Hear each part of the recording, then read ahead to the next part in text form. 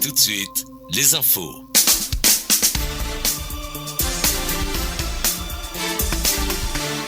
Messieurs, dames, si vous nous recevez, sachez que vous êtes sur les ondes de la radio Garquois, la 107 MHz. Bonjour et bienvenue dans cette édition d'information de la mi-journée. Présentation Moustapha Menassara.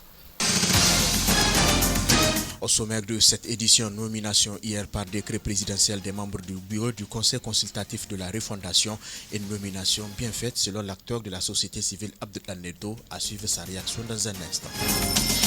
La lutte contre le trafic de drogue continue. Deux bandes de trafiquants de drogue et de faux billets ont été présentées hier aux autorités régionales. C'était à Issa, département de Madarofa. Antidouleur, quand le remède devient poison, l'usage abusif de ces médicaments inquiète à Maradi.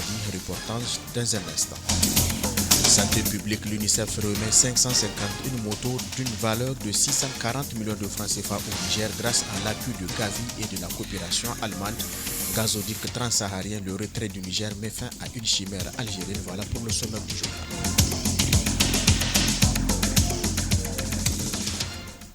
Messieurs, dames, bonjour à toutes et à tous, bienvenue dans cette édition. Les membres du bureau du Conseil consultatif de la refondation ont été désignés par décret présidentiel. Ce décret est en application des dispositions de l'article 8 de l'ordonnance numéro 2025-07 du 18 avril 2025 portant mission, composition et modalités de fonctionnement du Conseil consultatif de la refondation. Au terme de ce décret, Dr Mahmoudou Harouna Djingare, chef de canton de Sinder, est désigné président du CCR, président de la commission ayant conduit les assises nationales de février dernier. Il sera assisté de 7 vice-présidents, dont professeur Issoufou Katambe, ex-ministre de la Défense nationale, et le colonel Inoussa Noumaou. Le décret nomme également les rapporteurs et les présidents des secrétaires des 6 commissions thématiques du Conseil.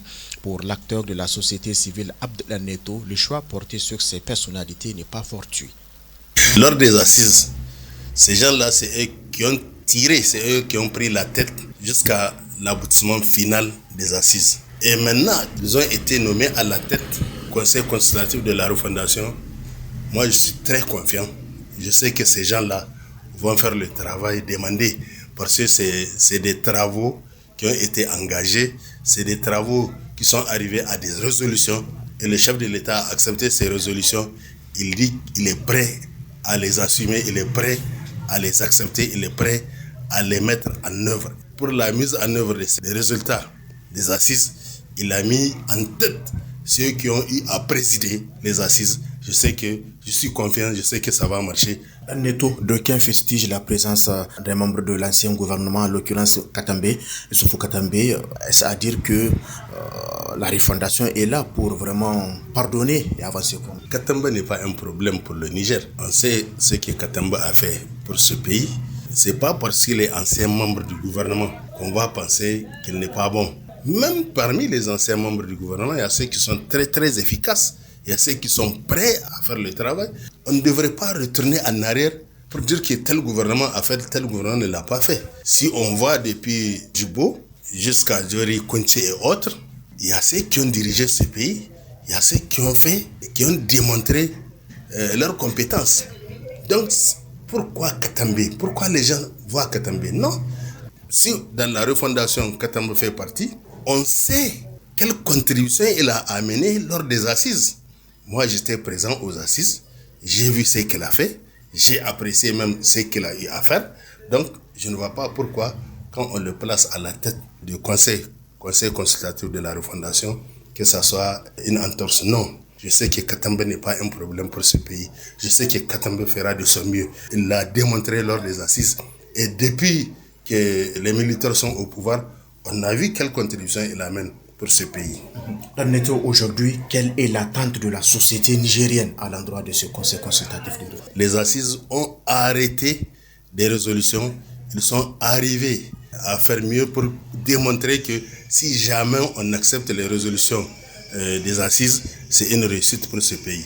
Et ces gens-là ont été placés à la tête du Conseil consultatif de la refondation. Je sais que c'est comme si on met en application ces assises et une fois mises en œuvre, c'est une réussite totale pour ce pays. Le Niger va se développer. Je sais que le Niger va réussir dans tout ce qu'il va entreprendre. C'était là donc la réaction de l'acteur de la société civile Abdelhan Neto par rapport à la nomination des membres du bureau du conseil consultatif. Présentation hier au commissariat spécial de police de Issa de deux réseaux de malfrats. Il s'agit d'un réseau de trafic international de drogue et d'un réseau de trafiquants de faux billets. Ainsi, 24 briques de chanvre indien et d'autres matériels connexes à la consommation de la drogue ont été présentés. Le deuxième groupe, composé de 12 personnes dont 5 interpellés et présentés, est spécialisé dans la fabrication et la mise en circulation des faux billets de banque. Le commissaire de police de Issa, Ibrahim Oumarou, explique le mode opératoire de ce deuxième groupe. Sur base d'informations, nous avons soumis un trafiquant de faux billets de banque sous surveillance pendant 2 mois.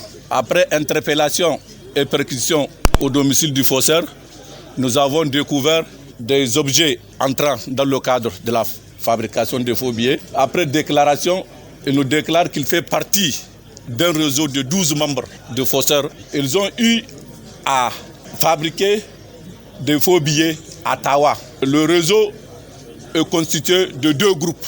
Un groupe qui est basé à Tawa, composé de 8 membres, qui a fourni les moyens matériels et financiers pour la fabrication de ce faux billet. Et le deuxième groupe qui est à Maradi, il est composé de 4 membres. Donc c'est eux qui ont cherché le marabout qui a servi à la fabrication de ces faux billets. Donc ils ont quitté le marabout et les autres membres ont quitté Maradi pour se rendre à Tawa. Donc ils ont été hébergés par ces membres qui sont basés à Tawa. Ils ont eu la restauration, tout ce qu'il faut juste pour la fabrication. Le marabout a fabriqué les billets. Il les a appelés pour venir observer. C'est des billets en dollars. Ils ont consenti, ils sont contents. Mais au dernier moment, le marabout les a demandé un parfum qui coûte 2 millions. Donc maintenant, en cherchant le parfum, les marabouts les a virgulés. Donc il a disparu. Après un moment, celui qui a fourni les moyens financiers a saisi le véhicule du marabout pour qu'il lui rembourse son argent. Le marabout, après avoir remboursé, encore ils sont retournés pour une deuxième phase en disant que s'ils payent du mercure, elles vont payer encore un mouton qu'ils vont enterrer et mettre du mercure dedans. Et maintenant, quand ils vont soulever la voile, ils vont trouver des billets. C'est sur cette base que le financier a donné à un des membres pour aller au Nigeria payer le mercure. Donc c'est sur ça qu'on a eu des informations et nous l'avons interpellé. Donc lors de l'interpellation, nous avons fait une perquisition et nous avons découvert ces matériels. Et il nous a déclaré que c'est le matériel qui lui servira de faire ces faux billets. Les antidouleurs sont devenus des médicaments de routine. Paracétamol, ibuprofène, diclofénac, tramadol, ces noms sont familiers. Parfois prescrits, souvent achetés sans ordonnance, ces médicaments sont partout. Pourtant, leur consommation incontrôlée peut entraîner de graves conséquences sur la santé humaine. Reportage Chamaouna Issa Moussa. Kassoum est un paysan âgé de 43 ans, résident à Maradi. Pour lui, ces antidouleurs sont devenues une routine quotidienne, indispensable pour gérer la fatigue physique liée à son travail. Personnellement, je prends ces produits-là, notamment le diclofénac, puisque le plus souvent, quand je pars au champ, en revenant, moi je prends ça pour me soulager. Parce que vraiment, après les activités champêtres là, il faut que je prenne ça pour au moins être en forme. Puisque le fait de prendre ça, on devient de plus en plus dépendant de ça. Puisque au lieu de laisser l'organisme réagir lui-même, donc on est obligé de prendre ça pour au moins être en équilibre. Alors que ce n'est pas ça, puisque ça joue et ça a beaucoup de conséquences sur la santé. Pour mieux comprendre les conséquences de cette dépendance, Dr Man Amadou, médecin généraliste à la clinique Kaura Hasso de Maradi, met en garde contre l'utilisation excessive des antidouleurs, en particulier sans prescription. Les conséquences, ça peut être favorable à l'objectif qu'on cherche. Comme ça peut être défavorable, oui, ça peut causer des dégâts, ça peut détruire les cellules. Par exemple, ça peut détruire les reins. Il y a des produits, quand vous les consommez, l'organisme va s'habituer. Et quand l'organisme s'habitue, surtout la manière dont on consomme ces médicaments. Parfois, on consomme des médicaments vraiment dans un but non indiqué par les agents de la santé. On prend ça, soit c'est pour avoir de la force, soit c'est pour ne pas dormir, oui. mais pas dans un but thérapeutique. Généralement, c'est ce que les gens font. Et c'est ce qui crée ce qu'on appelle l'accoutumance. C'est-à-dire que l'organisme s'habitue à ce produit. Et dites-vous, le jour où vous allez chercher ce produit pour traiter une maladie, ça veut dire que le produit ne sera pas efficace. Consulter un agent de santé en cas de douleur persistante est indispensable, selon Dr Man. Quand il y a nécessité de prendre un médicament, l'agent de santé est mieux placé pour indiquer. Oui, c'est l'agent de santé qui va vous dire que voilà tel produit qui vous convient. Parce qu'aujourd'hui, les antalgiques, les analgésiques, il y a de n'importe quoi sur le marché.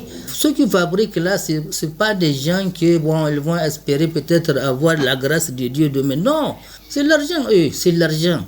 Donc faisons attention. Si ces médicaments peuvent offrir un soulagement temporaire, leur consommation sans avis médical peut entraîner des conséquences néfastes pour la santé.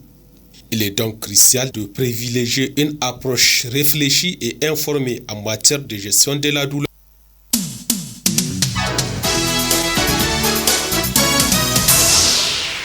12 heures passées de 12 minutes, suite de cette édition, le Fonds des Nations Unies pour l'enfance, UNICEF, vient d'appuyer le gouvernement nigérien d'un don de 551 motos tout-terrain Yamaha 225 d'une valeur de 640 millions de francs CFA. Cet important appui logistique vise à renforcer les efforts du ministère de la Santé et de l'Hygiène publique dans ses efforts pour garantir un meilleur accès aux soins de santé, notamment pour les populations vivant dans des zones enclavées, souvent hors de portée des services de santé classiques. Ce don, dont la réception a eu lieu ce jeudi 8 mai 2025, est financé à hauteur de 509 motos par l'Alliance Gavi et de 42 par la coopération allemande BMZ. Ces motos serviront principalement à assurer la distribution régulière de vaccins et de médicaments, à renforcer la chaîne du froid et à organiser des campagnes mobiles de vaccination, notamment contre le paludisme, la rougeole ou encore la malnutrition. L'initiative s'inscrit dans le cadre du projet de renforcement des systèmes de santé Gavi RSS phase 3 qui vise à améliorer la couverture vaccinale dans un pays où celle-ci n'atteint que 54%. Lors de la cérémonie officielle de remise de 551 motos au ministère de la Santé et de l'Hygiène publique, Madame Janabou Mahondé, représentante de l'UNICEF au Niger, a salué une étape décisive dans la lutte pour un accès équitable aux soins de santé au Niger. Au-delà de leur aspect logistique, ces motos symbolisent un engagement commun, celui de rejoindre chaque enfant, chaque femme, chaque famille, même dans les zones les plus éloignées, a souligné Madame Mahondé. Elle a insisté sur le fait que ces engins motorisés ne devaient pas être perçus comme une fin en soi, mais comme un levier pour améliorer la performance opérationnelle et rapprocher durablement les soins de santé des communautés les plus éloignées. Le ministre de la Santé et de l'Hygiène publique, Garba Hakimi, a souligné que ces moyens roulants vont soutenir les interventions de santé à haut impact, contribuant à la réduction des morbidités et de mortalité infanto-juvénile et maternelle dans nos communautés. Avec la remise de 551 motos financées par l'Alliance Gavi et la coopération allemande BMZ via le Fonds des Nations Unies pour l'enfance UNICEF, le Niger franchit une étape décisive dans l'amélioration de la couverture sanitaire, en particulier dans les zones reculées. Plus qu'un simple appui logistique, cette initiative incarne un engagement fort en faveur de la réduction de la mortalité infantile et maternelle. Désormais, l'enjeu est clair, transformer cette dotation en un réel impact sur le terrain pour que chaque enfant et chaque femme, où qu'ils soient, puissent bénéficier des soins dont ils ont besoin. Et pour finir ce journal, les projets algériens de gazoduc transsaharien censés relier le Nigeria à l'Europe via le Niger suivi un nouveau revers avec le retrait officiel de Niamey. Dans le même temps, le gazoduc Nigeria-Maroc continue de gagner un soutien continental en crédibilité internationale. Jauza Oudaouda Garba avec les détails. L'annonce du retrait du Niger du projet de gazoduc transsaharien porté par l'Algérie consacre le lissement d'un plan présenté depuis des années comme une alternative énergétique pour l'Europe. Malgré les déclarations répétées d'Alger, le projet n'a jamais su convaincre ni rassurer les partenaires potentiels tant en Afrique qu'à l'étranger. Conçu pour transporter jusqu'à 30 milliards de mètres cubes de gaz par an vers l'Europe, le gazoduc transsaharien devait traverser des zones à fort risque risques sécuritaires, notamment au Sahel, théâtre d'opérations de groupes armés. Cette réalité conjuguée à un flou persistant sur son montage financier et institutionnel a freiné tout engagement sérieux. Le Niger, qui avait jusqu'alors maintenu sa participation malgré les incertitudes, a suspendu les études de faisabilité ces dernières semaines. La décision intervient dans un climat tendu entre Niamey et Alger, malgré notamment par l'affaire du drone malien abattu par l'armée algérienne et la détérioration des relations diplomatiques entre l'Algérie et les pays du Sahel réunis au sein de l'Alliance des États du Sahel AES. Ces retraits portent un coup supplémentaire à la crédibilité du projet que plusieurs experts jugeaient déjà peu fiable depuis sa relance en 2022. Le silence des